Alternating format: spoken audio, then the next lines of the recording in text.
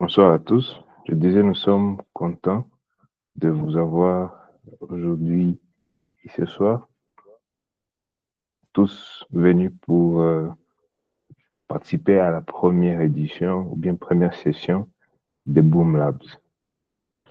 Boom Labs, c'est une initiative de Boom Revolution que je pense beaucoup d'entre nous connaissons. Et Boom Labs, donc ça sera plus un espace d'apprentissage pratique et collaboratif pour plus encourager l'innovation et aussi le développement des compétences au sein de notre communauté. Donc, chaque dimanche, chaque dernier ou premier dimanche du mois, nous aurons des sessions pratiques sur différents sujets cadrant dans les technologies numériques, mais appliquées dans différents secteurs où nous œuvrons, notamment l'agriculture, la finance, la médecine, la santé publique et tout autre secteur que nous avons autour de nous, même l'éducation inclue. Voilà. Boom Revolution, c'est aussi une plateforme qui a pour mission, premièrement, d'offrir un espace aux jeunes pour recevoir des mentorats, des coachings, mais aussi pour plus se développer au point de vue compétences et réseaux. Voilà, et en dit cela, j'aimerais présenter notre oratrice de ce soir. Elle est déjà dans la salle, heureusement. S'appelle Foura Benedict, qui est chercheuse actuellement à Veopanzi Network au Rwanda à Kigali. Elle a plus de 7 ans d'expérience dans le secteur technologique, notamment en analyse de données et en apprentissage automatique ou le machine learning. Et elle se spécialise plus dans le développement de solutions basées sur l'intelligence artificielle et aussi des stratégies axées sur les données pour améliorer les services financiers. Bon, à ce point, je vais passer la parole à Laura pour nous conduire dans la session d'aujourd'hui.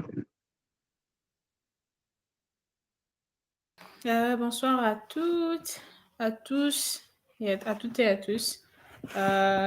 J'espère que vous m'entendez. Est-ce que vous m'entendez? Oui, on vous capte très bien. Ok, merci. Merci Nick pour l'introduction. Bon, j'espère que il y a quand même quelques-uns, si pas tous, qui ont une connexion qui peut permettre à ce que les gens puissent réagir. Malgré que j'ai une présentation, des slides, je ne voudrais pas vraiment que ce soit comme une classe où il y a un enseignant qui enseigne et c'est tout. Je voudrais plus avoir de réactions de gens, en fait, soit par donc que les gens ouvrent leur micro, qu'ils s'expriment, ou bien soit que les gens répondent par utilisent les chats pour s'exprimer aussi. Donc, je voudrais vraiment qu'on ait une session interactive. Ça fait longtemps que je n'ai pas pu conduire une séance en français, donc j'espère que là où je manque des mots, vous m'assisterez aussi à me rappeler les mots en français. Ouais. Ok, juste un moment, je partage mon écran.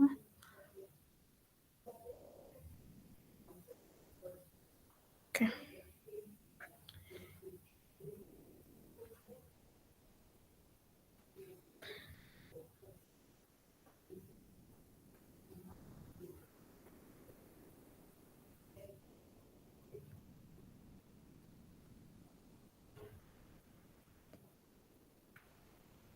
Ok, je veux que mon écran est aussi visible.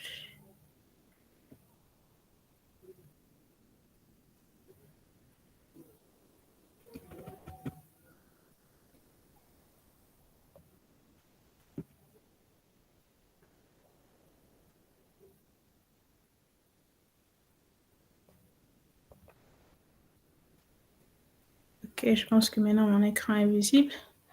Comme Nick m'a déjà présenté, moi c'est Foura Bénédicte. Je suis basée au Rwanda pour le moment. le labo qu'il a présenté au Panzi Network se trouve dans l'université Carnegie Mellon, qui est aussi basée sur Rwanda. C'est une université qui offre des programmes en master. Je sais que peut-être qu'il y a certaines personnes qui ont déjà pu postuler avant à Carnegie Mellon ou bien qui seront intéressées par rapport à Carnegie Mellon. Juste une question. Bon, je sais qu'aujourd'hui, on va parler de l'IA ou bien l'intelligence artificielle générative.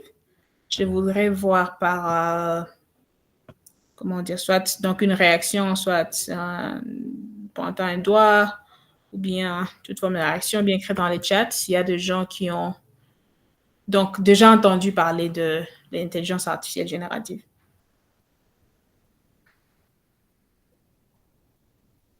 OK. OK, jusque-là, je vois 2 personnes. OK, donc la plupart des gens n'ont pas encore entendu parler de l'intelligence artificielle générative. OK. Bon, même si on n'a pas encore entendu parler de l'intelligence artificielle générative, intelligence artificielle tout court, simplement. Combien de gens ont déjà entendu parler de l'intelligence artificielle? OK, il y a Cédar. Nick aussi. Donc, 3 personnes. Voyons voir qui d'autre. OK, disons qu'a bien fait. OK. Alors, pour les gens qui ont dit qu'ils ont entendu parler de l'intelligence artificielle, est-ce que vous pouvez nous écrire soit dans les chats ou bien ouvrir votre micro et nous dire qu'est-ce que vous entendez? Juste une courte phrase et nous dire qu'est-ce que vous entendez, vous comprenez par intelligence artificielle.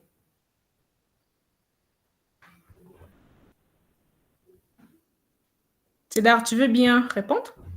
Bien, d'autres personnes qui est prête?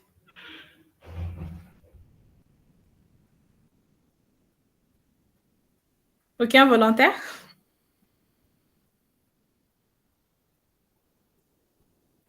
Bon, moi, je vais essayer, même s'il est, OK.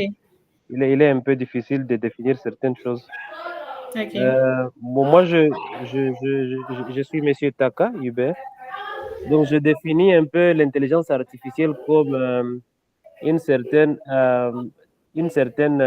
expérience où on va donner des données à un ordinateur afin qu'il soit à mesure de pouvoir prendre certaines décisions de lui-même ou à pouvoir continuer à générer certains résultats à partir des données qui lui ont été données au début. Donc, c'est comme si c'est une expérience d'apprentissage auquel un ordinateur est soumis afin qu'il puisse être indépendant au fur et à mesure. Merci beaucoup, Taka, c'est bien dit. Il y a Didier qui dit dans le chat que c'est un système de faire fonctionner les robots pour leur service et l'utilisateur. Je dirais pas vraiment, c'est pas très faux, mais pas aussi très vrai. Donc, comme l'a dit Taka, donc l'intelligence artificielle, en fait, c'est juste, si je peux dire, donc former un système à pouvoir réagir ou bien imiter, en fait, comment un être humain peut prendre des décisions. Par exemple, oui, OK, Matina, c'est l'art d'apprendre la machine à réfléchir sur base des expériences, bien sûr. C'est une bonne définition. Donc, l'intelligence artificielle, c'est pas nécessairement qu'on doit toujours utiliser les robots. Ça peut être juste un modèle qui fait partie d'une application mobile, ou bien, ouais, toute forme d'un système, soit un robot ou pas. Donc, c'est ça l'intelligence artificielle. Maintenant, avec l'intelligence artificielle générative, c'est une autre, je peux dire, une autre catégorie d'intelligence artificielle. Combien de gens ici utilisent soit ChatGPT ou bien... combien de gens utilisent ChatGPT ici? OK. J'espère voir plusieurs personnes. OK. Je vois 4. Donc, le reste, on n'utilise pas. Oh, mon Dieu. OK.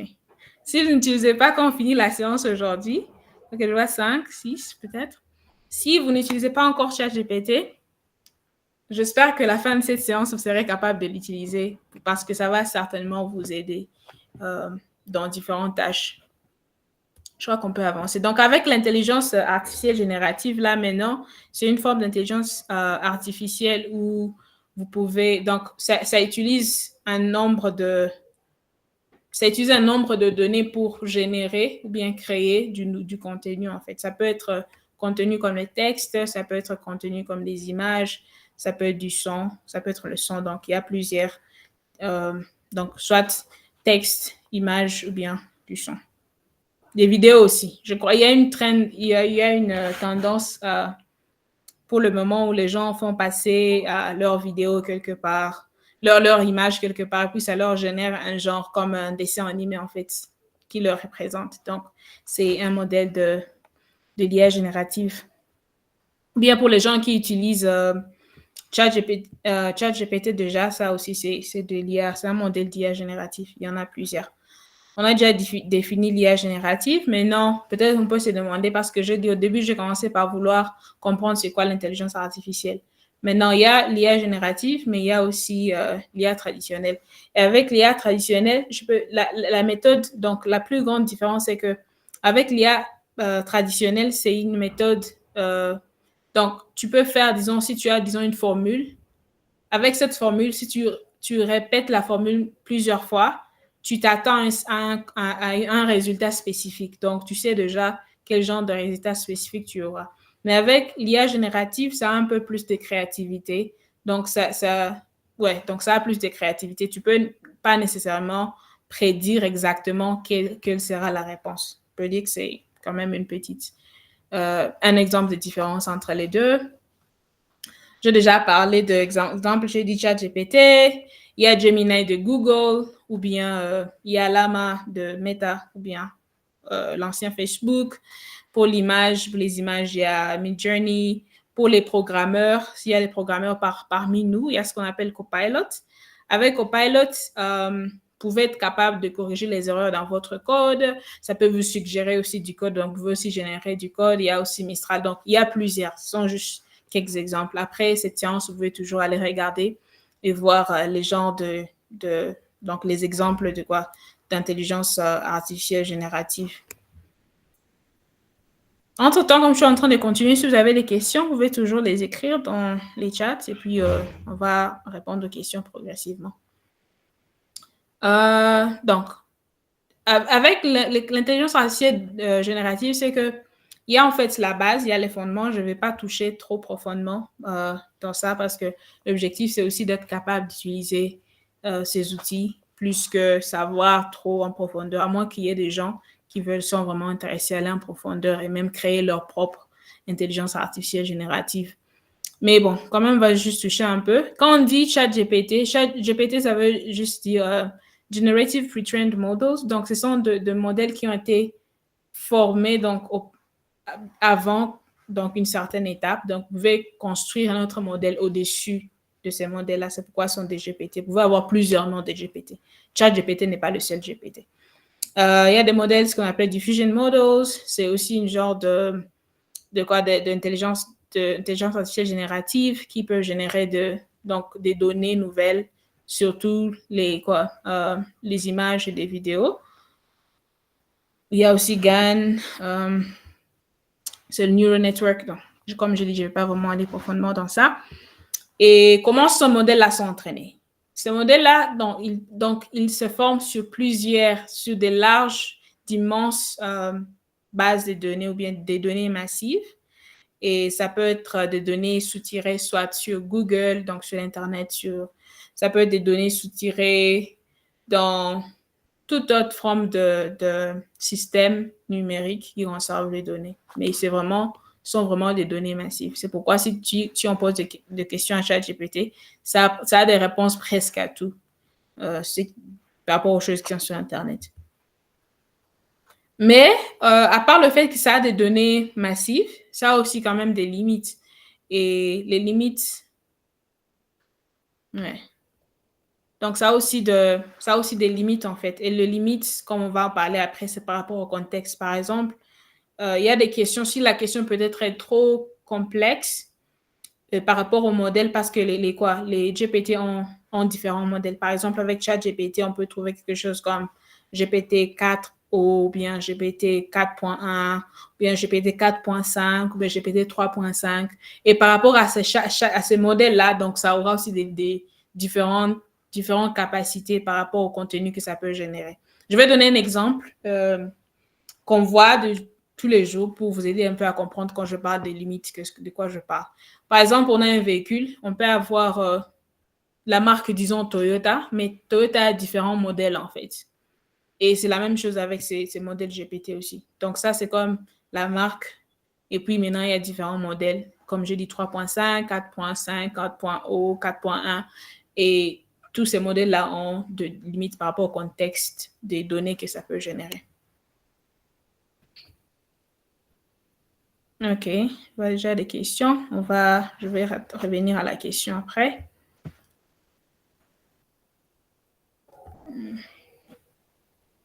Mais maintenant, une chose, c'est que quand on parle de l'IA générative, il faut aussi savoir, il y a quelque chose qu'on appelle ingénierie des prompts. Dans ingénierie des prompts, prompt, c'est comme une question, en fait. Et maintenant, il y a, disons, nous tous, peut-être, on peut utiliser ChatGPT, mais moi, peut-être parce que j'ai plus d'expérience à comment poser les bonnes questions ou bien de la bonne manière, je vais plus trouver des bons détails plus que quelqu'un d'autre qui ne sait pas poser les bonnes questions. C'est normal, en fait. Si je pose une question et qui n'est pas assez claire, certainement que je n'aurai pas une réponse qui est claire. Mais si je pose une question qui est compréhensible, qui est claire, certainement que j'aurai aussi une réponse plus claire. C'est pour cela qu'on parle de l'ingénierie des prompts. Donc, l'ingénierie des prompts, c'est la capacité de poser des questions qui vont permettre à ce que cette IA générative puisse vous donner des réponses qui sont aussi plus claires et compréhensibles et qui sont aussi utiles. Donc, j'ai déjà posé, donc un prompt, c'est juste une question qu'on pose, par exemple, tu poses à ChatGPT, quelle est la capitale de la RDC? Certainement, ça, c'est un prompt déjà. Il y a maintenant différentes stratégies pour rédiger des bons prompts. Par exemple, je crois que là, je vais un peu cesser de partager mon écran pour passer à un autre écran.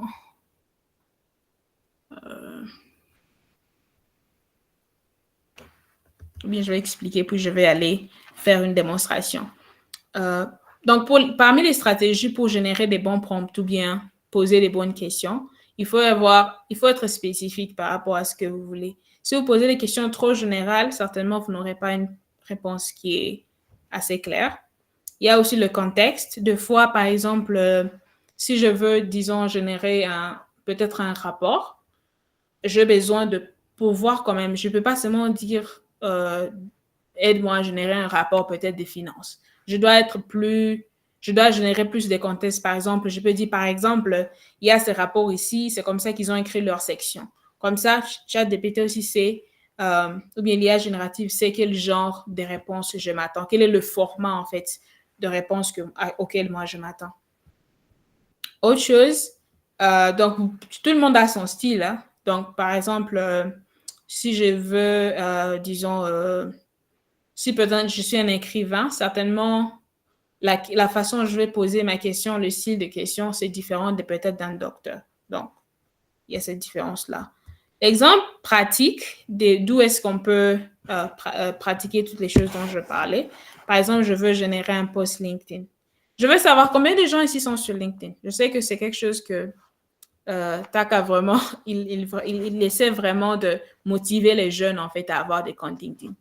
Une personne, 2 personnes, 3 personnes, 4 personnes, 5 personnes, 6. OK, nous sommes jusque-là plus de 10 personnes, mais c'est comme si seulement la moitié, bon, je ne sais pas si les autres n'ont pas réagi ou bien c'est vrai, c'est comme si seulement la moitié des gens qui ont LinkedIn. Ça, c'est un problème. Si vous n'avez pas LinkedIn, à la fin de la séance, allez créer un compte LinkedIn parce que sur LinkedIn, vous pouvez trouver des opportunités, vous allez trouver des connaissances en fait qui peuvent vous aider à accéder à quelque chose ou bien qui peuvent vous mentorer. Donc, ayez un compte LinkedIn. C'est vraiment important pour un professionnel d'avoir un compte LinkedIn. Et à part seulement pour ceux qui ont LinkedIn, il y a des fois les gens ont LinkedIn, mais ils n'utilisent pas vraiment ce LinkedIn. Ils ont juste un compte. Peut-être tu n'as même pas un seul follower. Tu n'es même pas actif. Donc, c'est une chose d'avoir un compte LinkedIn. C'est autre chose aussi d'avoir un compte LinkedIn qui est actif. C'est qui est très important d'avoir un compte LinkedIn actif. À part générer, par exemple, un post LinkedIn ou bien un post Facebook, si vous êtes, par exemple, un créateur de contenu, avec l'IA générative, ça peut vous aider à créer du contenu. Ou bien, non seulement créer à zéro, mais ça peut aussi vous aider à corriger, en fait, le contenu que vous avez déjà créé ou bien améliorer le contenu que vous avez déjà. À part générer un post LinkedIn, on peut se préparer. L'IA générative peut vous aider à préparer une interview. Par exemple, vous postulez, par exemple, pour un poste de marketing. Et puis, vous pouvez chercher peut-être l'offre. L'offre demande quoi? Cette offre demande, donc, cette offre-là, ça veut quel genre de candidat? Vous pouvez passer peut-être votre CV et puis vous poser des questions. Par exemple, j'ai besoin de savoir, de me préparer pour l'interview et dites-moi par rapport à mon profil et donc vis-à-vis mon profil, donc mon CV vis-à-vis de la demande de ces postes de marketing. Quels sont mes points forts, quels sont mes points faibles, quels sont les genres de questions qu'on peut me poser. Et l'IA générative va vous aider à pouvoir donc vous générer des questions, non seulement des questions, mais ça peut aussi vous aider à comment répondre à ces questions-là. OK. J'ai l'impression que j'ai trop parlé jusque-là. On va commencer. On va faire un petit exercice. Et bon, j'ai écrit ça, mais comme je mentionnais, LinkedIn et se préparer pour une interview. Peut-être c'est quelque chose qu'on peut explorer. On peut explorer peut-être se préparer pour une interview. Et puis après ça, quand on finit, je vais répondre aux 2 questions qui sont dans les chats. Juste un instant que j'arrête de partager.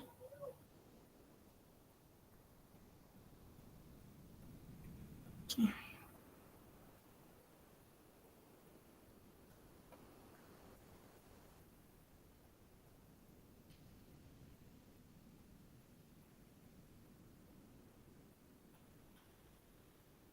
Okay. Bon.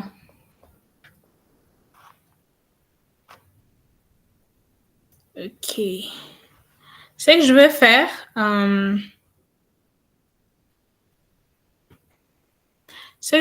je vais aller sur mon compte LinkedIn.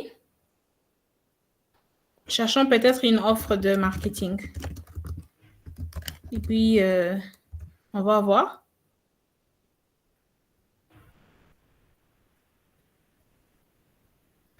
Ouais. On va chercher une offre. Je ne sais pas si on va trouver une offre français.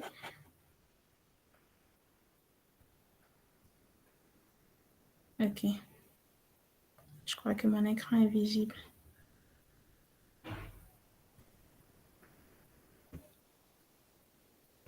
OK. Ce qu'on va faire, on va prendre ce l'état ici. Donc, on a un poste chargé des campagnes de quoi, voyons. Chargé des campagnes marketing junior. Je vais copier ceci. Donc, tous les détails, tout ce qui est utilisé. Et puis, je vais utiliser mon profil LinkedIn pour voir si je suis une bonne candidate pour le rôle. Ah, juste un instant. OK. Alors, donc, première chose, je parlais de prompt ou bien question, donc l'ingénierie des prompts ou bien comment poser des questions. C'est que nous allons faire, disons, pour poser les bonnes questions, en fait, je vais commencer d'abord à donner la description de ce que je veux. Disons, par exemple, je veux postuler. On a dit encore anglophone, mais bon, ChatGPT doit être capable de comprendre que les accents ne sont pas un grand problème. Je veux postuler à un poste de marketing. de marketing. Et les données ci-dessous.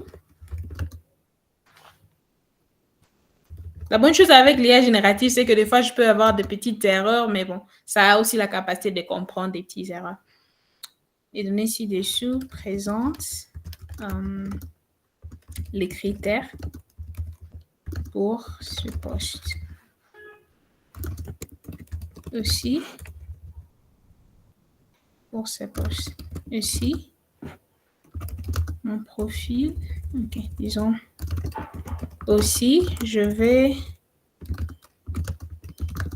donner mon profil LinkedIn et dis-moi si je suis une bonne candidate pour ce poste. Donc, une chose, c'est que quand je parlais de contexte, donc, qu'est-ce que moi je veux avoir? La réponse est qu'en fin de compte, je veux savoir si je suis vraiment une bonne candidate pour ce poste-là.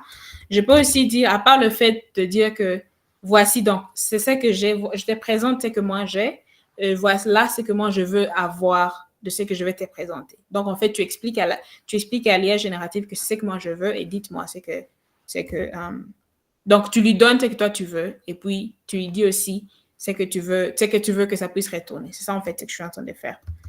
Et dis-moi,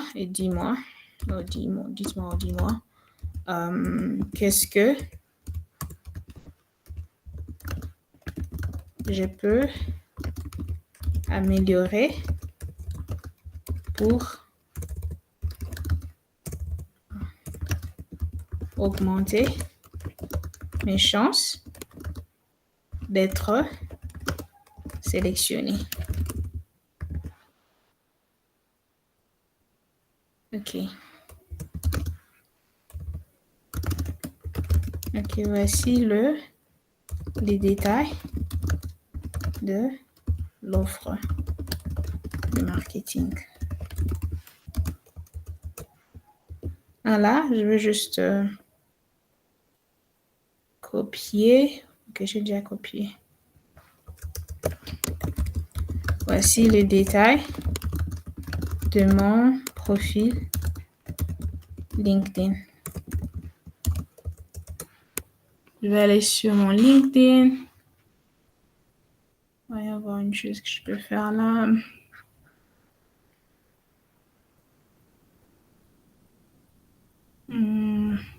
OK. Je vais juste copier avec un CTRL-A. Je sais pas vraiment si mon CV était prêt, était proche, j'allais juste inclure mon CV. Mais pour le moment, je peux juste inclure les données. Bon, il y a certainement qu'il y a des données qui sont pas relevantes, mais c'est à l'IA générative de savoir ce qui est relevant et ce qui n'est pas. OK. On y va.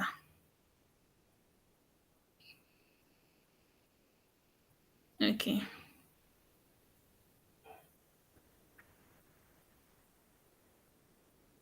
On va juste attendre quelques secondes, disons. Et là,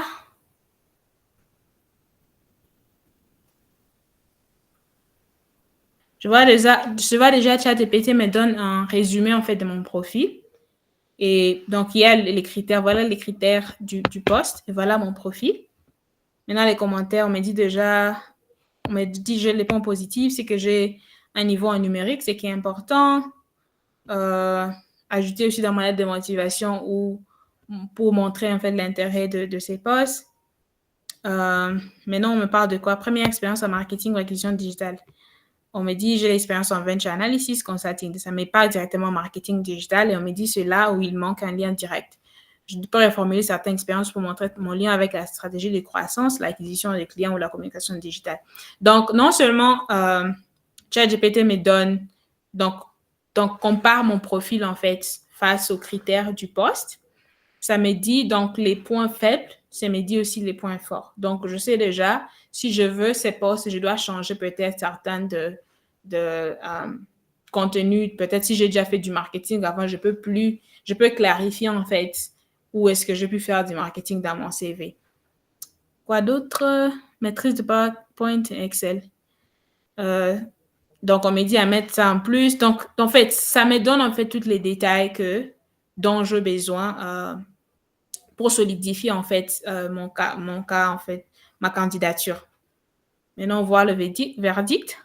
J'ai un bon profil technique, analytique, stratégique, mais il me manque un lien clair dans la question marketing du type publicitaire ou de tout ça. Je suis éligible, mais pas encore totalement compétitive pour ces postes, sans quelques ajustements rapides. Bonne chose, c'est que ça me donne même des conseils pour augmenter mes chances, en fait. Donc, tout ça, ouais. Donc, ça pose même une question de plus si je veux proposer, donc si j'ai besoin d'aide. Donc, ça veut dire que ChatGPT peut même m'aider à améliorer mon résumé. Ça peut même m'aider à me suggérer une lettre de motivation adaptée. Non seulement ça, comme j'ai dit au début, ça peut aussi m'aider à me préparer en fait pour mon interview. Ça peut me donner des questions de comment est-ce que je peux répondre à ces questions-là. Et ça, c'est seulement un exemple en fait de comment je peux utiliser ChatGPT. Il y en a plusieurs. Ok, je crois que jusque-là, je peux aller aux questions et puis nous allons pouvoir continuer dans les questions qui sont là. Ok. Ok, à la vitesse à l'avance, à la vitesse à laquelle l'IA avance, comment la RDC ou bien l'Afrique peut se rattraper et profiter de ces opportunités? Ok, certainement que nous allons parler des opportunités dans l'IA. Comment mettre en local un modèle pour permettre aux gens avec une limite de connexion en zone rurale d'utiliser l'intelligence artificielle? Ça, c'est intéressant, mais ok, on va essayer de répondre. Quelles sont les étapes pour se lancer dans le domaine des genres AI fonctionne dans les domaines? Ok. Ok, c'est pas, non, Didier, ce n'est pas dans LinkedIn que je crée la requête, mais plutôt dans ChatGPT. Donc, sur Google, si je pars, je peux créer chatgpt.com. Ça va m'amener ici. Et c'est là que je vais écrire. Donc, il faut créer un compte, en fait. Si vous n'avez, pour moi, j'ai déjà un compte, c'est pourquoi vous voyez tout ça. Donc, il faut créer un compte ChatGPT. Bon, ça va juste demander votre nom, l'adresse email. Peut-être, bon, ces jours-ci, ils ont augmenté le niveau d'authentification. Ça peut être aussi demander votre numéro de téléphone pour qu'ils puissent vous envoyer un code OTP. Et puis, c'est tout. Il y a des modèles gratuits, comme pour le moment, ce que je suis en train d'utiliser là pour fonctionner, c'est gratuit.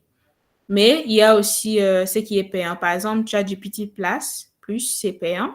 Et donc, ça donne de meilleures réponses face à ce qui est gratuit. C'est que moi, je suis en train d'utiliser pour l'instant pour les démonstrations. Donc, oui. Ok, Nick avait déjà répondu.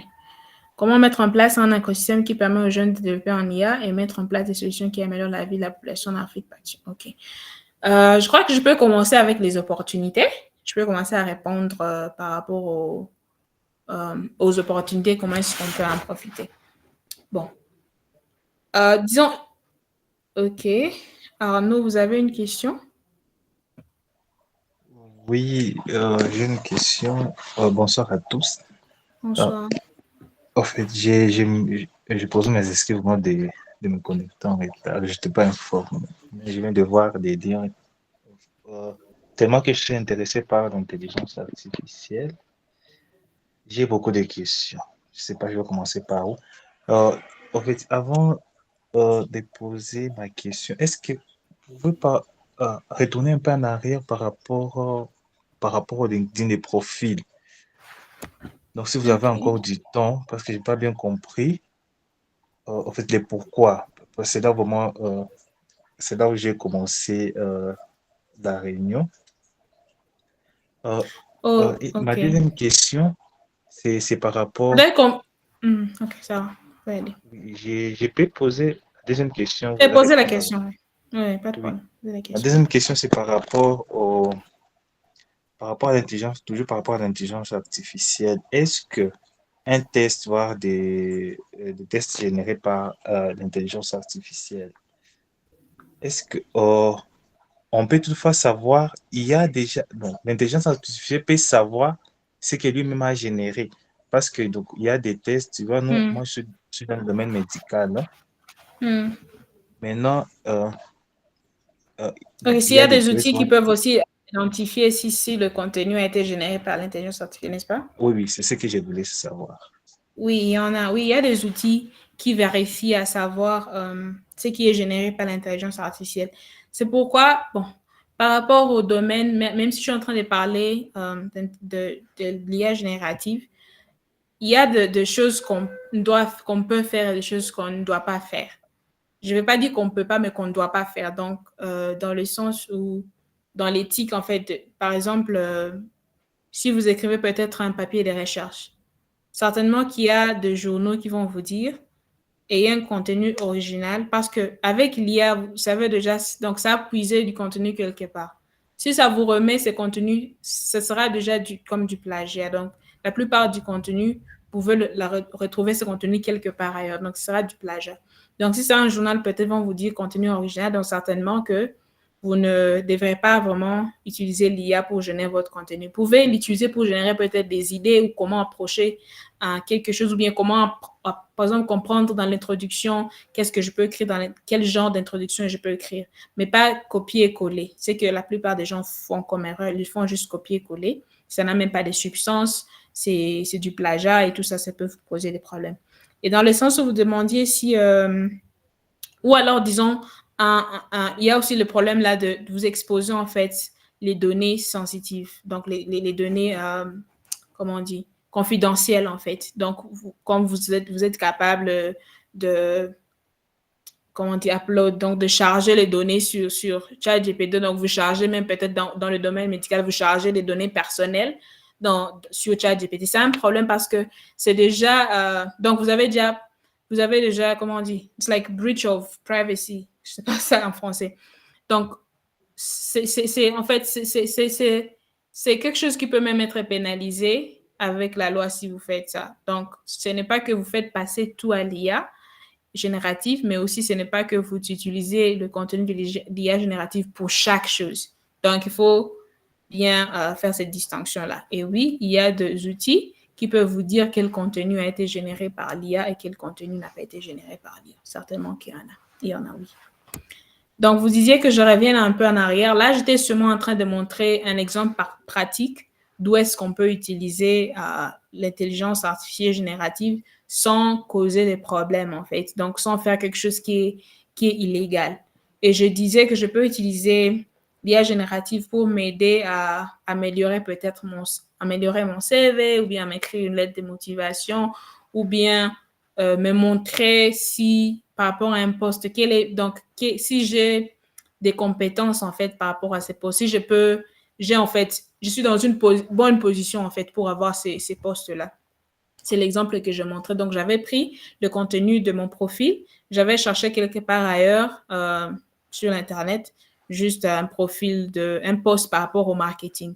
Et c'est là que je montrais le verdict et comment est-ce que l'IA générative me suggérait où est-ce que je pouvais améliorer en fait dans mon CV. C'était ça l'exemple. Ok, j'espère que j'ai tout répondu aux questions d'Arnaud. Je peux revenir aux questions qui sont dans les chats. Donc, oui. Si vous Pardon. Ok. Non, jusque-là,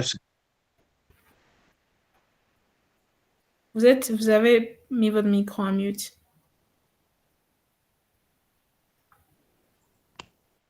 oui, j'ai dit ceci.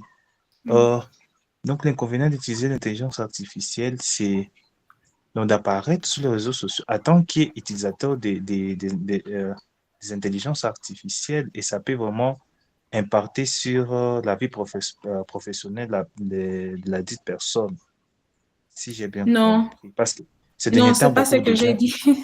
oui, parce que ces derniers temps, beaucoup de gens utilisent l'intelligence artificielle. Vous voyez, pour faire Bon, des trucs, pour faire des lettres de motivation, pour chercher de l'emploi.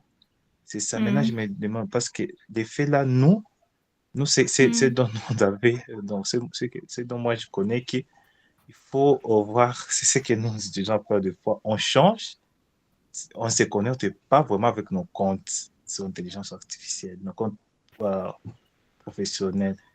Parce que quelqu'un me l'avait dit, non, il ne faut pas te connecter avec ton compte professionnel, il faut chercher un autre compte.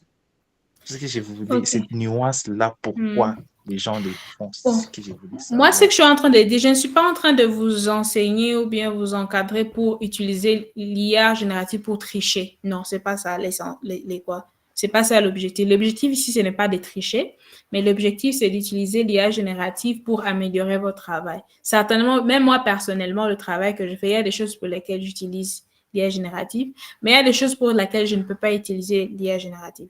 Si ce sont des données confidentielles, certainement que je ne peux pas les passer dans l'IA générative.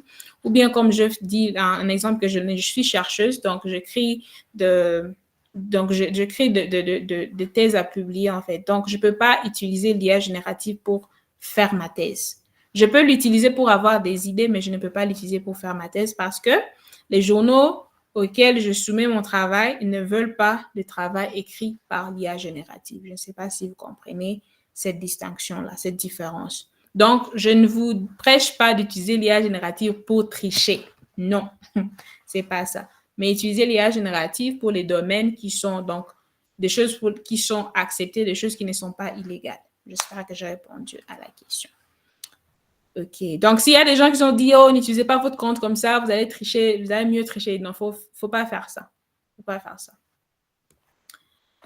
OK. Comment est-ce que l'Afrique... OK. Merci, Arnaud.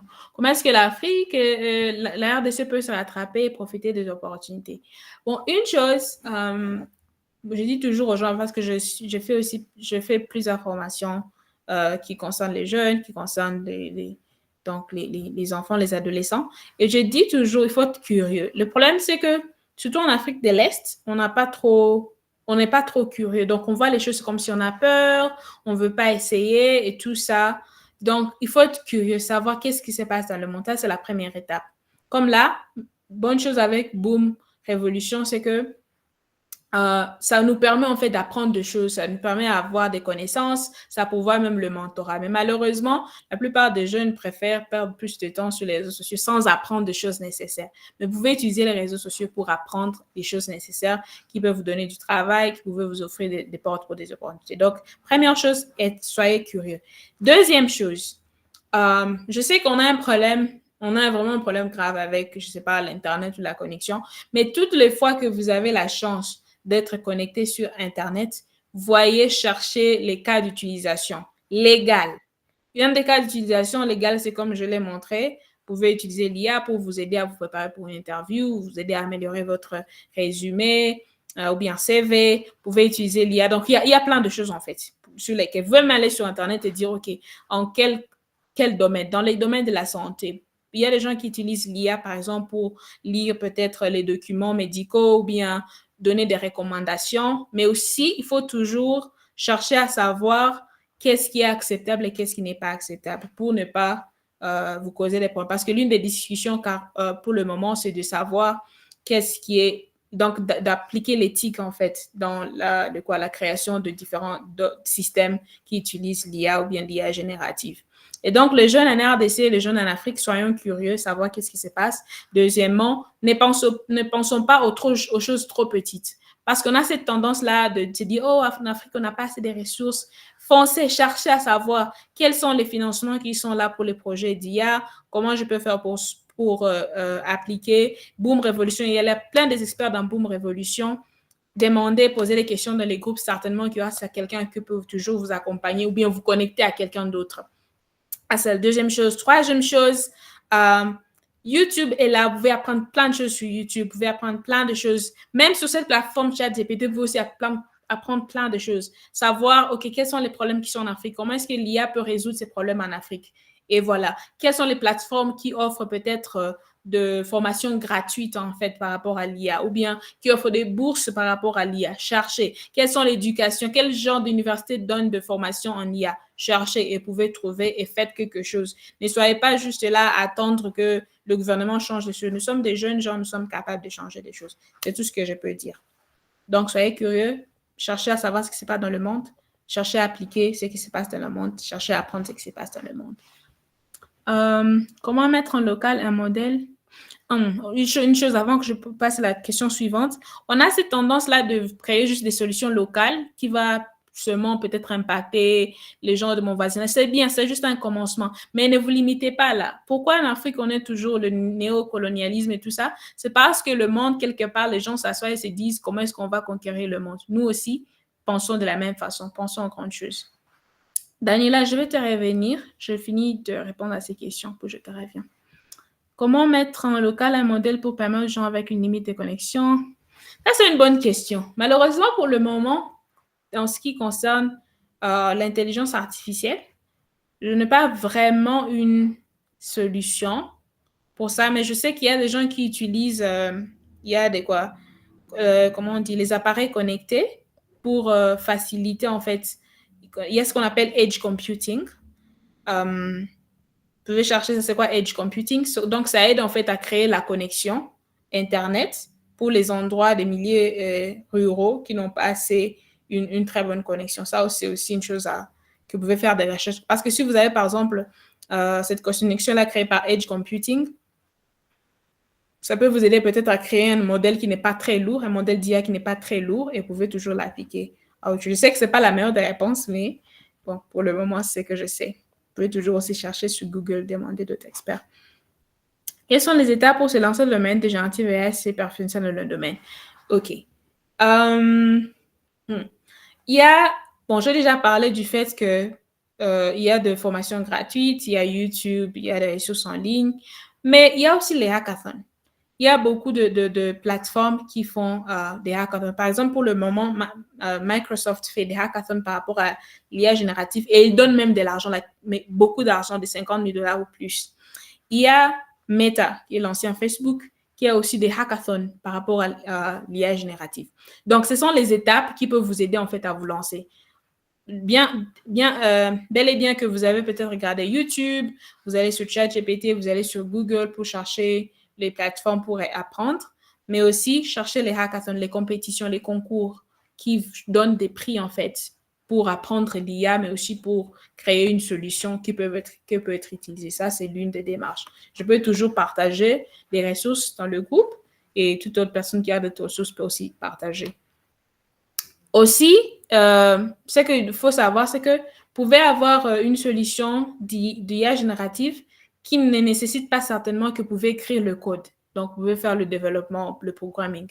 Mais il y a des solutions, si vous voulez vraiment aller profondément, vous devrez écrire le code. Donc, vous devrez apprendre des langages de programmation, par exemple Python.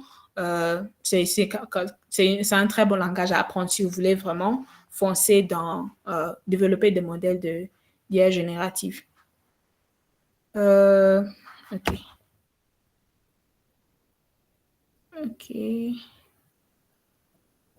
Je vois qu'il y a trop de questions. Je ne sais pas si je les réponds à tout ou bien on fonce. Oui, monsieur Taka, allez-y. Bon, je pense qu'on peut prendre d'abord Daniela.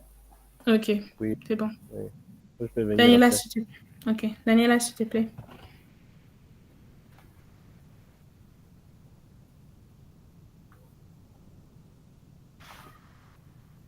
Daniela, tu es toujours là? Bonsoir, merci pour la parole. Bonsoir. C'est moi que je voulais...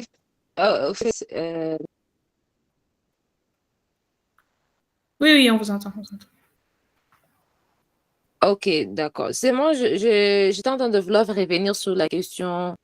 C'était je pense que c'est monsieur Arnold là, qui demande par rapport à la différence entre utiliser par exemple, le chat GPT ou bien toutes les plateformes de AI, générative AI, avec un compte professionnel et un compte juste Gmail ou bien sans compte. Puisque, par exemple, il y a peut-être, ouais, aujourd'hui, la donnée, c'est ce qui est vraiment important. Peut-être il y aura mis parce que les gens sont en train d'utiliser ça abusivement. Tu mets des informations sensibles, tu ne sais pas parce que tu penses qu'aujourd'hui, c'est AI et les gens peuvent mettre des informations sensibles. Et un jour, ça viendra le rattraper. Ou bien peut-être ça pourra se retrouver sur un truc. Alors, c'est quoi maintenant, peut-être cette différence-là? Oh, ok. Cette différence-là pour que les gens puissent prendre des précautions, surtout s'ils doivent mettre des informations sensibles, d'utiliser peut-être ChatGPT sans compte. Et s'il y a d'autres choses, si c'est professionnel, d'utiliser les comptes, ça peut lui faciliter donc, dans ce sens-là. Merci. Merci. Je ne sais pas s'il y a ChatGPT sans compte, je n'ai pas encore essayé. Je ne sais pas s'il y a moyen d'accéder à ChatGPT sans avoir un compte. Je ne sais pas. Mais, par exemple, à l'université où je travaille, ce qu'ils font, on nous permet d'utiliser Microsoft Copilot comme un compte professionnel. Donc, ils ont payé pour ça. Je sais que ChatGPT aussi, comme ils ont des API, je vais parler aussi un peu d'API si le temps nous permet. Ils nous promettent quand tu payes pour une API, si tu y passes des informations sensibles, après 30 jours, les informations seront effacées. Donc, quand tu payes pour quelque chose, tu as des privilèges. Mais bon, on doit toujours être prudent parce qu'on ne sait jamais. On voit toujours Google, des fois, ils sont Donc, on les pénalise, ils payent des grandes sommes d'argent. Donc, il y a toujours cette partie où ils nous disent, ils vont faire ça, mais on n'est pas toujours sûr s'ils le font. Et donc, c'est ce que je peux dire, avec les plateformes gratuites, donc vous ne payez rien et évitez d'émettre des informations sensibles. Et même avec celles où vous payez, il faut aussi voir, lire. Je sais que des fois, on nous demande termes et conditions, est-ce que vous avez lu? On dit oui, même si on n'a même pas ouvert pour voir. Donc, si vous savez que vous voulez passer des informations sensitives, donc assurez-vous que c'est une plateforme payée et aussi lisez les termes et conditions pour voir si les données sont retenues. Parce que si les données sont retenues, certainement qu'ils vont les utiliser pour former leur modèle. Donc, c'est ce que je peux recommander. Mais en tout cas, je sais avec mon organisation, on utilise Microsoft Copilot pour les données. Donc, eux, ils ne veulent même pas qu'on utilise ChatGPT. Mais bon, je préfère utiliser ChatGPT. Mais pour les choses sensibles, des fois, je parle seulement sur Microsoft Copilot parce que c'est payé. C'est un compte payé. J'espère que j'ai répondu à la question. OK. Monsieur Taka, vous pouvez y aller. Oui, merci beaucoup, Bénédicte, pour la séance. Je pense que c'est vraiment un sujet intéressant et sur lequel beaucoup de jeunes doivent vraiment s'intéresser. Ma question, pour être spécifique, c'est que nous sommes en train de penser comment digitaliser notre programme de mentorat. Ça veut dire collecter des données auprès des gens, de ce qu'ils veulent apprendre sur leurs soucis de mentorat. Donc, essayer un peu d'écouter les besoins des gens. Aussi, recueillir des données sur leur profil, ce qui peut nous permettre à chaque fois de les orienter vers des opportunités. Alors, ma première question, c'était de savoir, par exemple, est-ce que ChatGPT est à mesure d'aller sur LinkedIn et vous recommander des profils de mentors auxquels vous pouvez, chez lesquels vous pouvez vous référer pour peut-être une demande, si vous voulez peut-être vous spécialiser dans un domaine, vous voulez avoir des profils sur lesquels vous pouvez vous référer pour l'apprentissage. Et j'ai beaucoup aimé votre présentation sur comment votre profil peut être filtré ou peut être parcouru par ChatGPT pour vous donner une certaine recommandation par rapport à un profil.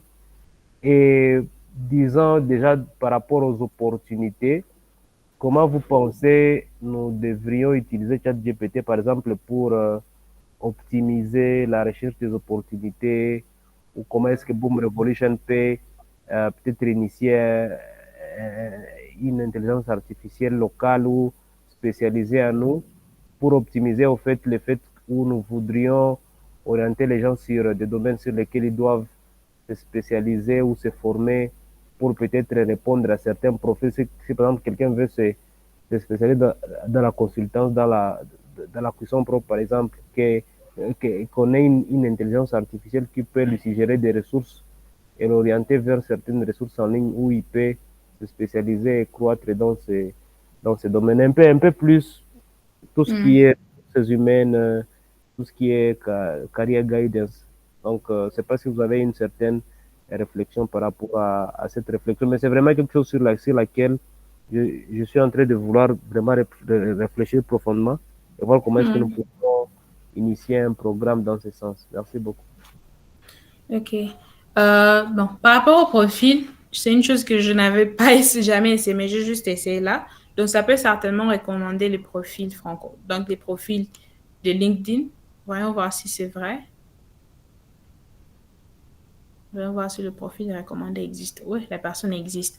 Mais, donc, ça peut certainement, on peut chercher sur ChatGPT qu'on ait des recommandations peut-être. Mais il faut être plus clair. Moi, j'ai juste dit marketing, mais peut-être on peut être plus clair en disant des profils, des gens peut-être qui sont de l'Afrique ou bien sont de la RDC, quelque chose comme ça. Donc, on peut être plus clair et voir si les données. Donc, aussi, ce qu'il faut savoir, c'est que ce que ChatGPT donne comme information, ce n'est pas toujours 100% vrai.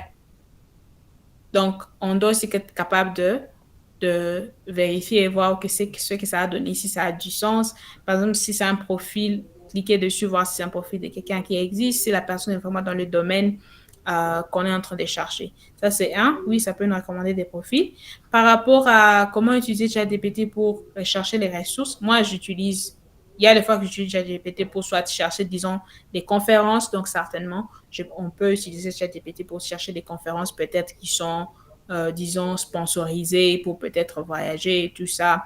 Donc, on peut utiliser ChatGPT pour trouver toutes ces genres de choses, pour trouver peut-être les financements et tout ça. On peut utiliser ChatGPT. Peut-être la question que vous avez posée, c'est quand même aussi une question. On peut toujours brainstorm, on peut brainstorm et essayer de récolter des idées et travailler dessus et voir comment, si on peut créer notre plateforme, en fait, notre GPT même pour faire quelque chose. Certainement que l'argent sera concerné, parce que c'est pas quelque chose qu'on peut faire gratuitement. Certain que l'argent sera concerné, même si ça peut ne pas être trop d'argent, mais bon, ça sera concerné. Donc oui, on peut toujours penser plus. Donc, vous pouvez utiliser ChatGPT pour recommander des profils sur LinkedIn, pour chercher les financements, donc les fonds, donc le lancement des fonds, pour chercher des conférences et tout ça, tout ça. Vous pouvez utiliser ChatGPT pour apprendre une leçon, peut-être un cours. Mais si c'est gratuit, sachez que ça aura des limites. Mais si c'est un compte payé, vous aurez donc vous aurez plus de détails, vous aurez plus d'informations. C'est ça, en fait, ça sera la différence. Ok, je reviens aux autres questions avant de continuer. Ok. Je crois que la question de Vital ressemble, c'est que les questions auxquelles j'ai déjà répondu. Donc, on peut utiliser l'IA générative dans tous les domaines. Il suffit juste d'aller même sur Google, écrire quelles sont les applications de l'IA générative, peut-être dans le domaine de la santé, dans la loi, dans l'agriculture, et vous allez trouver plein de solutions. Vous pouvez aussi maintenant chercher dans la communauté ce qui est déjà utilisé, ce qui n'est pas encore utilisé, et voir si vous pouvez travailler dessus. Et Boom est là pour vous accompagner dans tout ça. Autre question, quels sont les critères pour choisir la plateforme IA? Ça, c'est une bonne question. Bon, ça dépend en fait. Moi, ce que je fais, parce que je crée en fait, donc avec différentes sortes d'IA, surtout IA générative, je fais des comparaisons. Je peux poser peut-être une question à ChatGPT, je vais poser cette question à Claude, je vais poser cette question à Gemini, et puis je vais comparer les réponses. Je vais voir que cette réponse peut-être elle est plus claire, cette réponse, c'est comme ça que moi je choisis. En fait, je fais la comparaison. J'utilise plusieurs plateformes pour faire une comparaison. Jusque-là, moi je trouve ChatGPT quand même bien pour générer en fait les textes. Pour moi, je trouve que ChatGPT est bon. Pour le code, je trouve que Claude, pour moi, ça marche mieux. Ou bien des fois GitHub Copilot. Mais j'utilise aussi d'autres domaines. Il y a toujours, des fois, ça ne marche pas trop bien, mais j'utilise toujours autre chose. Donc, il faut comparer, utiliser plusieurs et comparer. Comme ça, vous saurez qu'est-ce qui marche, qu'est-ce qui est mieux pour vous. OK, comment améliorer un CV en utilisant l'IA sans tricher? Bon, j'ai déjà montré un exemple. Vous pouvez utiliser soit votre CV, parce que si vous voyez là, le plus ici, si je clique dessus, donc ça me dit de soit choisir un document de mon ordinateur, vous pouvez mettre votre CV et ça va vous donner des recommandations. Je ne considère pas ça comme tricher parce que ce sont vos propres données. Vous n'êtes pas en train de mentir. Je ne vous dis pas de mentir, d'écrire des choses que vous n'avez jamais faites. Non. Ce sont des choses que vous avez déjà faites et ça peut vous recommander à comment mieux améliorer, comment clarifier en fait ce que vous avez déjà fait. Ou bien même recommander, dire vous pouvez faire ces projets, ces genres de projets pour booster votre CV. Donc, c'est ça en fait, c'est comment vous pouvez utiliser l'IA sans tricher. Je crois que je peux continuer. Oui, oui, monsieur Taka, allez-y. Oui, Bénédicte, permettez-moi de demander la parole pour...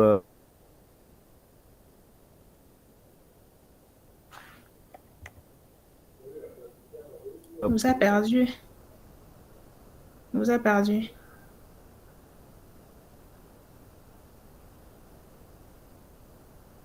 Vous êtes là? Pour quel...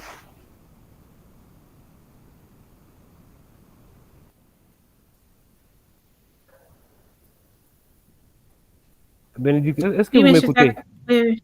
Maintenant, là, on vous Vous écoute. Maintenant, là, on vous entend. Oui, oui, là, on vous entend. Oui, je disais que je voulais demander une intervention pour quelqu'un. Je ne sais pas s'il voudra parler ou il voudra rester calme comme d'habitude. Donc, Parfait est très intéressé par l'intelligence artificielle et il pourrait peut-être nous partager son expérience des recherches ou de la science, là où il est, en Angleterre. Je ne sais pas s'il a...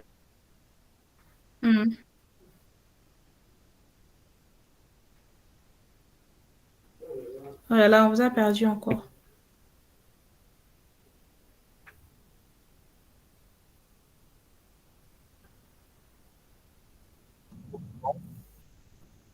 Allô, vous m'aidez? Oui, là, on vous écoute. Allô? Oui, allô? Donc, je disais, On c'est pas vous si entend. parfait, c'est pas si parfait peut nous partager un peu de son expérience sur comment est-ce que l'intelligence artificielle est en train de changer le quotidien des gens en Europe, beaucoup plus dans le domaine de la science, parce qu'ici, chez nous, on ne le sent pas encore parce que n'est pas encore trop utilisé dans les quotidiens. Je ne sais pas s'il a quelque chose à dire par rapport à ça avant que vous ne puissiez continuer avec votre présentation. Merci Hubert, mais j'ai préféré que Bénédicte continue, donc on pourrait un peu en parler, discuter. Je pense que il a encore beaucoup de choses à présenter, mais sinon la présentation est très intéressante. Moi-même, je suis en train de suivre avec beaucoup d'attention. Peut-être dans la phase de discussion, on va essayer un peu d'échanger, discuter maintenant par rapport à ça. Donc c'est ça ma suggestion. Je ne sais pas si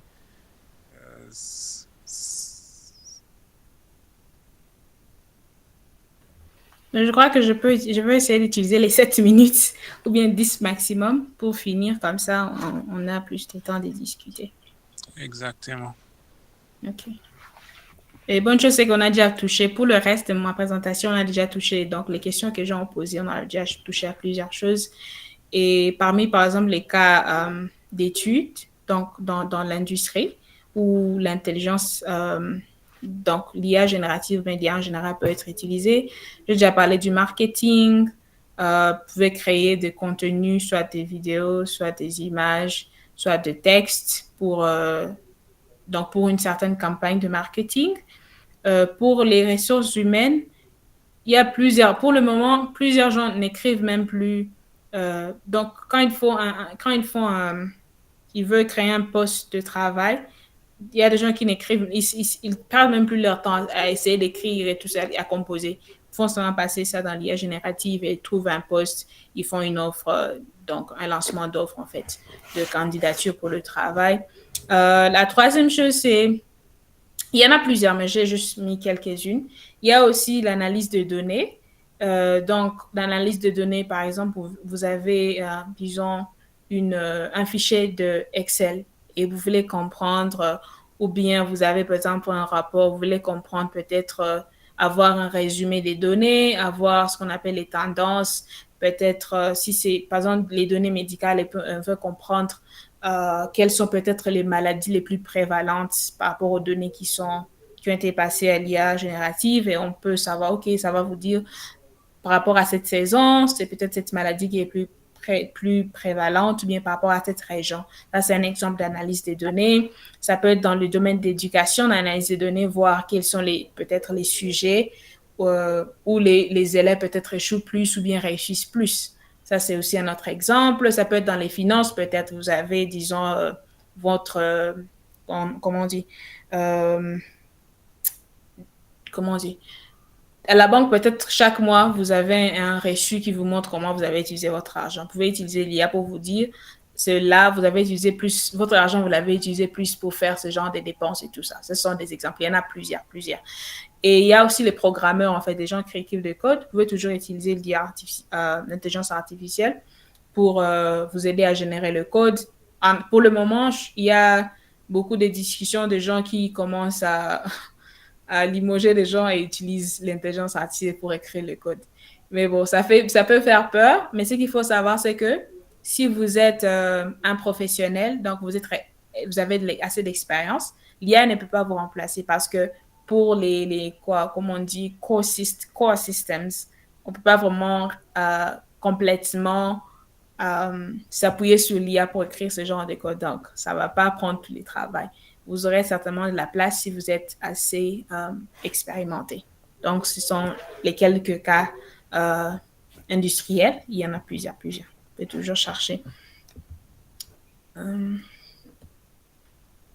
Outils et plateformes, j'ai déjà mentionné pendant les discussions, plusieurs personnes ont mentionné pendant la discussion. Il y a déjà ChatGPT qui est la propriété de OpenAI, il y a Claude, il y a Hugging Face. Hugging Face, ce sont des modèles, comme on dit, open source. Donc, les codes sources gratuites. Il y a Gemini de Google. Il y a GitHub Copilot que j'avais mentionné pour des fois corriger votre code, générer le code. Il y a aussi Llama qui est aussi de source code gratuite, bien ouverte. Vous pouvez toujours, qui peut vous aider à développer votre propre GPT. Et il y en a plusieurs.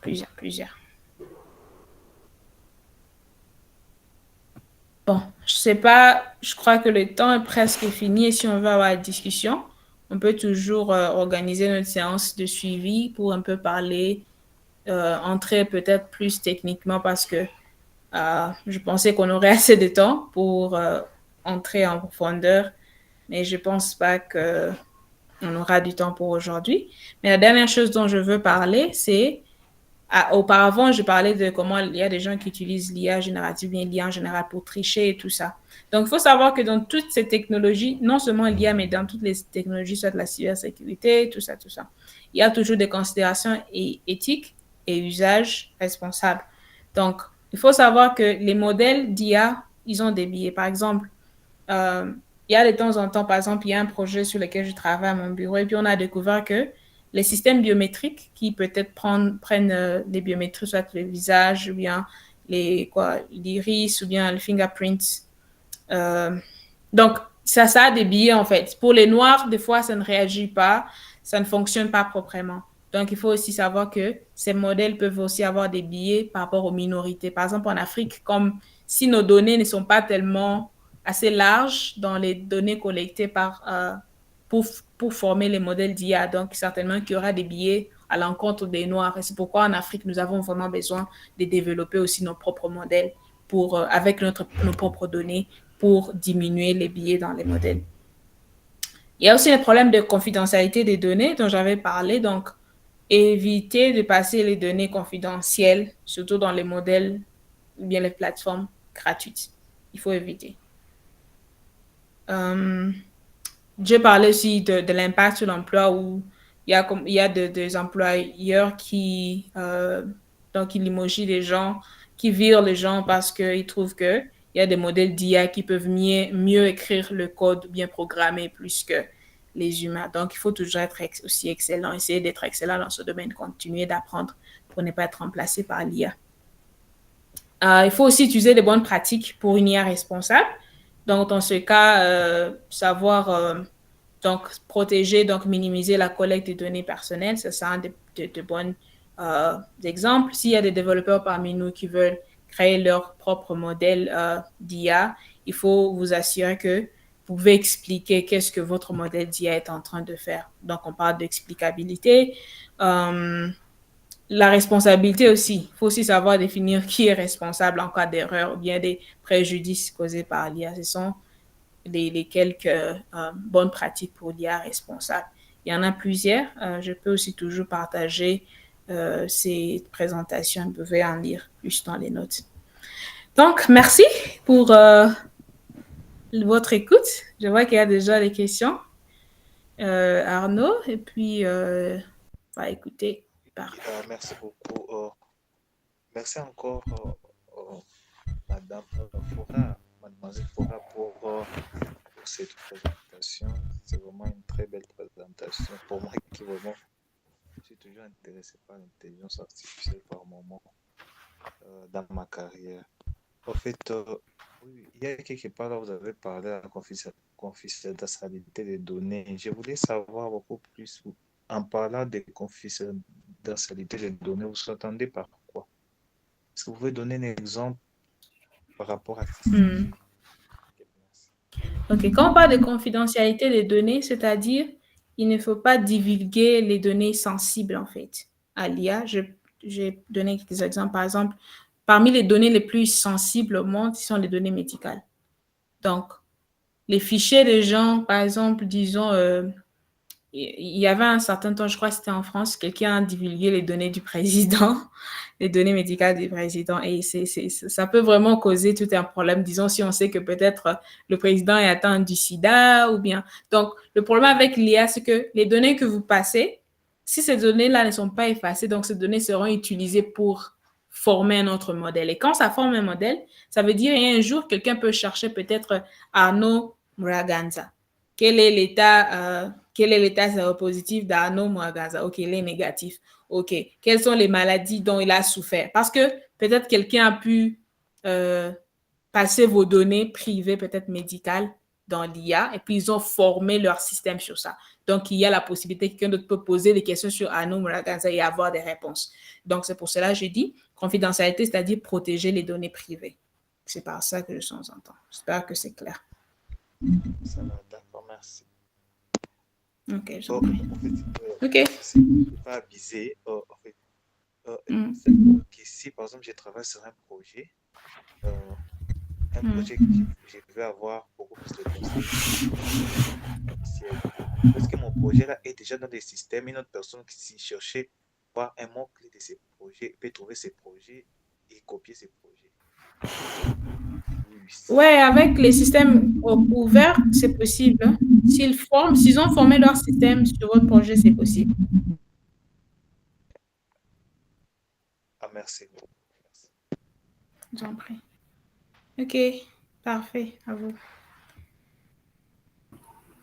Sinon, donc, bon, moi, je n'ai pas beaucoup de choses à dire. Premièrement, c'est un peu de vous remercier un peu d'abord pour l'exposition. C'est quelque chose de très important et voir comment est-ce que c'est un peu de montrer, surtout au public, surtout de notre pays, la RDC, comment donc le Generative AI, donc c'est quelque chose d'intéressant. Donc, alors, pour moi, j'avais une question ou je ne sais pas, donc c'est un petit commentaire. Alors, comment est-ce que maintenant, nous, Africains, on peut essayer un peu de voir, au lieu, parce que j'ai toujours vu maintenant la tendance, c'est que nous soyons beaucoup plus utilisateurs surtout, et au lieu d'être aussi co-créateurs aussi des solutions des AI. Alors, je ne sais pas, donc je sais très bien, vous êtes en train de travailler aussi au niveau de la recherche, au niveau des CMU.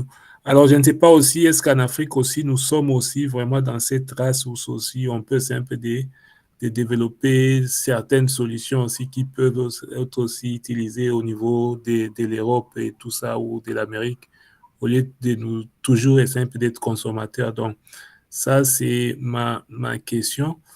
Et aussi, maintenant, je vois, par exemple, ici, de ces côtés ici, beaucoup plus maintenant, donc l'intelligence artificielle, surtout que ce soit les jeunes étudiants, donc ils sont en train de come up avec des solutions qui leur permettent maintenant de faire de l'argent.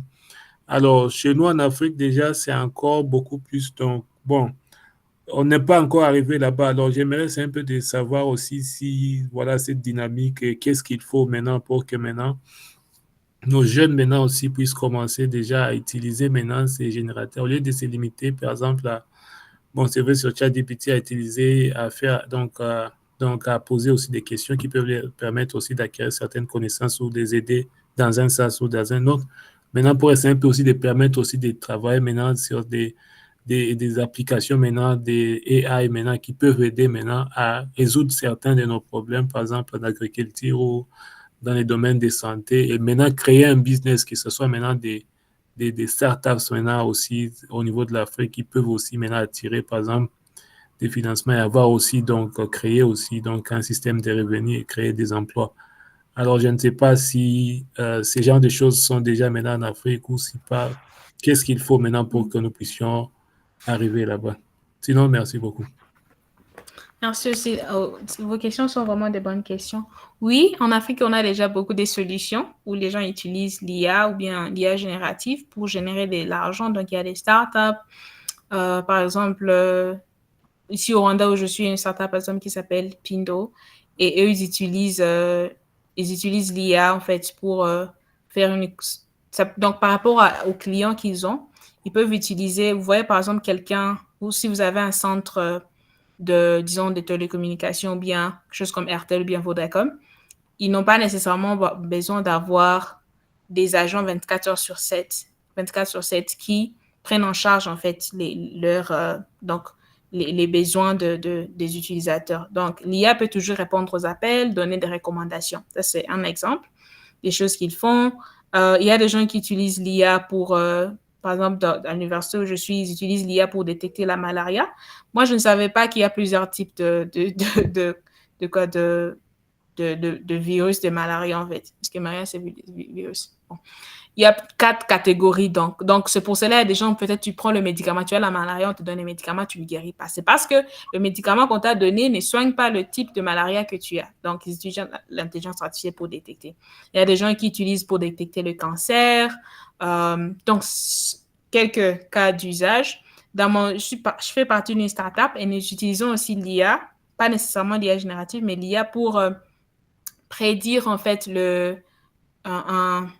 si quelqu'un a droit à un crédit bancaire, donc d'avoir un crédit soit ça peut être un crédit pour recevoir de l'argent ou bien un crédit pour acheter un quelconque outil. C'est comme ça qu'on utilise aussi l'IA. Donc certainement qu'il y a des solutions, mais nous avons besoin de plus que ça parce que si on fait une comparaison entre, disons, l'Amérique ou bien l'Europe, certainement qu'on a trop peu de solutions. Donc, les jeunes, nous avons besoin d'être plus dynamiques, de créer plus de solutions.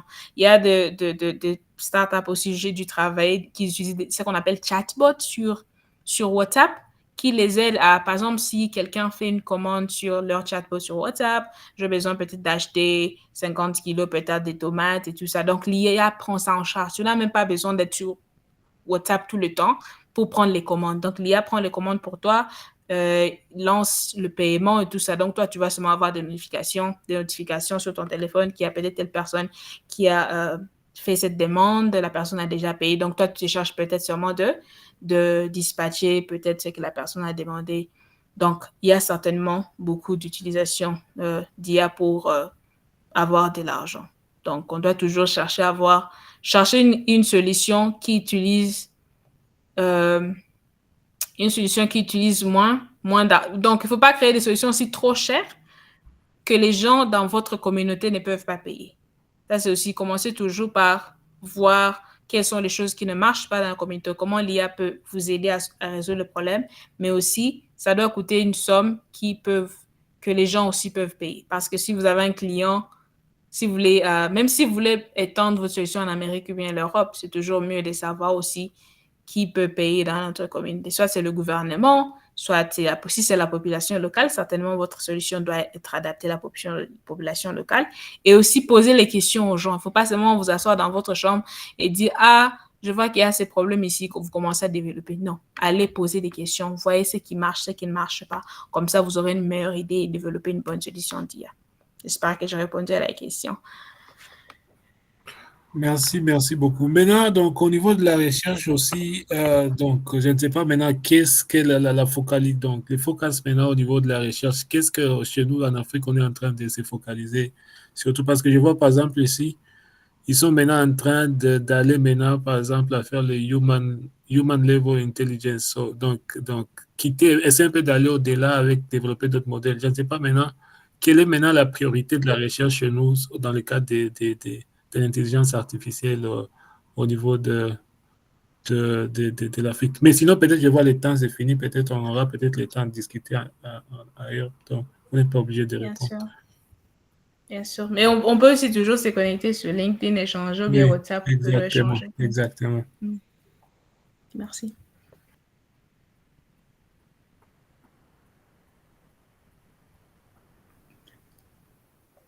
Nick ou bien M. Taka, vous? Bien. Merci beaucoup. Je tiens personnellement à remercier Fouad pour le temps qu'elle a confié à notre session, à Boom Labs. Et je pense que tout le monde a appris quand même quelque chose, bien que c'était juste, je peux dire, des graines par rapport à ce qu'on devait apprendre. Mais on a eu quelque chose pour nous susciter à aller faire plus de recherches. Normalement, si la session était en présentiel, j'allais dire que nous puissions d'abord acclamer pour Fouad. Heureusement que nous avons les emojis qui sont là. Merci beaucoup, Hubert. C'est vraiment très enrichissant. Moi-même, j'ai beaucoup appris aujourd'hui. C'est des choses que je ne savais pas, bien que je suis aussi utilise le Gen AI, la mode 5, 7 comme ça, journalièrement même, mais il y a toujours des choses qu'on apprend pour chaque session. Donc, merci beaucoup pour ton temps. Et pour ceux qui n'ont pas pu prendre le lien de ton LinkedIn. Je pense que tu peux le partager soit dans les groupes ou bien juste dans les chats ici pour qu'ils puissent se connecter et continuer les conversations et discussions sur plus au-delà de ce que tu as présenté aujourd'hui. Pour, je ne sais pas si Hubert peut nous dire un petit mot sur Boom Revolution. Quand Hubert nous prend la parole, j'ai partagé dans le chat, ici sur Google Meet, un lien. Je viens encore de le partager pour donner les feedbacks par rapport à la session. Et aussi, nous aimerions aussi collecter tous vos emails pour que nous puissions vous informer prochainement pour les sessions qui seront là. Donc, Hubert, à vous. Donc, merci beaucoup, Nick, pour la parole.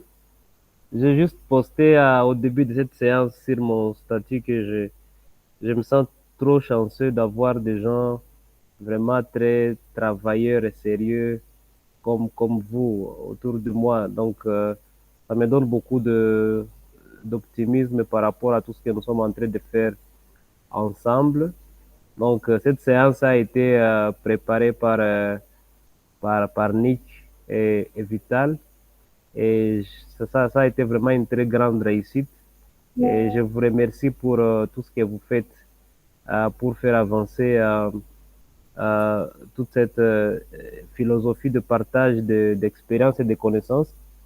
Et on ne cessera pas de remercier Bénédicte pour sa contribution pour le programme de mentorat et nous la prévenons que pour les prochaines fois ou les prochaines opportunités, nous allons toujours revenir vers elle. Donc, elle doit déjà préparer dans son sac un peu plus de temps pour le programme de mentorat parce que nous aurons besoin de son expérience.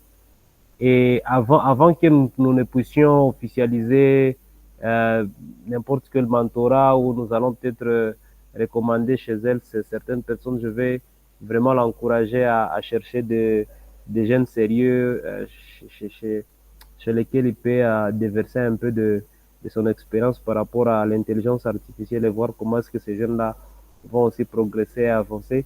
Il y a beaucoup de gens dans notre programme qui veulent vraiment apprendre des nouvelles choses qui peuvent les aider à faire avancer leur carrière. Alors, je ne vais pas prendre beaucoup de temps. J'ai vraiment quelques annonces à faire par rapport au programme de mentorat. Déjà, nous sommes en train de nous préparer ou d'entrer dans la dynamique de digitaliser notre programme. Ça veut dire un peu comme un site web qui va présenter le programme de mentorat et voir comment est-ce que nous pouvons joindre tout celui qui est dans le groupe WhatsApp. Parce que s'il y a certains qui sont là-bas et peut-être ils ont même déjà archivé le groupe, ils ne savent même pas ce qui se passe. L'expérience est que nous sommes plus de 400 et dans nos réunions, nous sommes jamais arrivés à plus de 50 personnes. Donc, il y a un réveil qui est nécessaire pour faire à ce que les gens puissent être rappelés de leur rôle de pouvoir contribuer à ces programmes. Donc, nous sommes dans cette démarche-là et toute idée qui peut nous aider à pouvoir améliorer ou à mieux faire les choses, elle est vraiment la bienvenue venant de n'importe quel membre de Boom Revolution sans exception. Et nous entrons aussi dans la démarche ou la dynamique de certaines formations. Donc, nous sommes en train de voir comment apporter des connaissances spécifiques aux gens pour leur permettre à pouvoir opportunités d'emploi beaucoup plus dans les domaines de la technologie. Donc, nous avons lancé une formation à graphic design où nous intégrons l'intelligence artificielle et la cybersécurité pour permettre à ce qu'on puisse former des jeunes qui peuvent aider des propriétaires de comptes sur les réseaux sociaux à pouvoir mieux les gérer et aussi à en tirer bénéfice. Donc, tout celui qui veut apprendre davantage par rapport à cette opportunité-là, il peut juste me contacter ou réagir dans les groupes WhatsApp. Je pense que Vital peut avoir plus d'informations par rapport à cette opportunité. Et tout ce qui reste, c'est toute cette dynamique autour du partage des opportunités pour les bourses. Donc, nous continuons probablement nos séances de samedi chaque fois pour les opportunités de bourse. Et aussi, comme je l'ai dit, nous sommes en train de voir comment intégrer une certaine dynamique, de pouvoir booster l'accompagnement pour l'emploi, voir comment est-ce qu'on peut créer une certaine dynamique qui va optimiser la façon dont nous accompagnons nos membres pour obtenir des opportunités, beaucoup plus d'emplois, de consultance et tout le reste.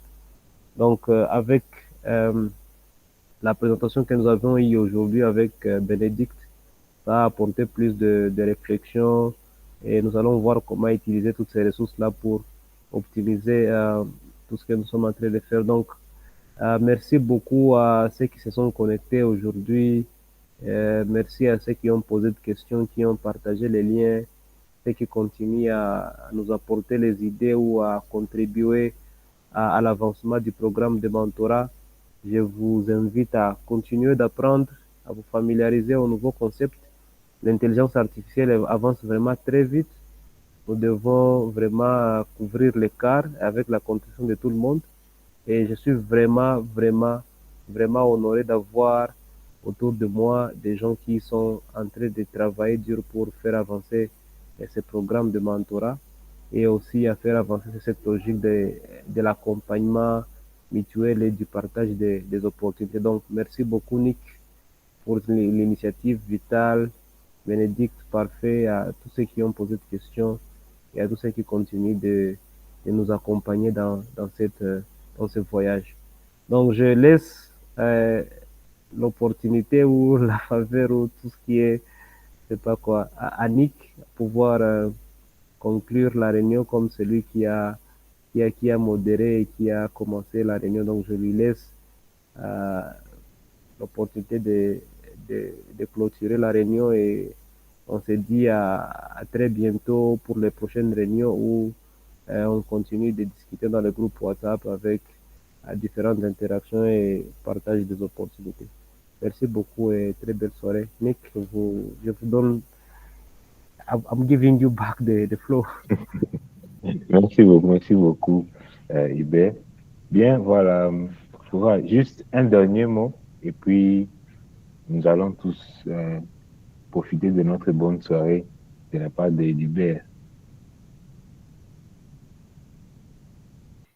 Ok, pour moi, merci beaucoup pour l'opportunité, sincèrement. Ça m'a aidé à me rappeler du français que j'ai enterré. Je suis sûre que Nick, chaque fois qu'on se rencontre, on parle anglais, mais demande toujours, est-ce que tu sais toujours parler français? Donc, merci beaucoup pour l'opportunité de partager les connaissances. J'ai aussi appris venant de chacun des participants qui ont posé des questions. Ça m'a aussi aidé à savoir qu'est-ce qui se passe au pays, qu'est-ce qui se passe dans le monde. Donc, merci beaucoup à toutes les contributions. C'était un plaisir. J'espère que nous allons nous connecter au-delà de cette séance, LinkedIn, groupe WhatsApp de Boom. Donc, c'est toujours un plaisir pour moi d'assister lorsque je le peux. Merci beaucoup à Boom aussi pour cette opportunité. Et Annick, merci beaucoup. Merci beaucoup et bonne soirée à tout le monde.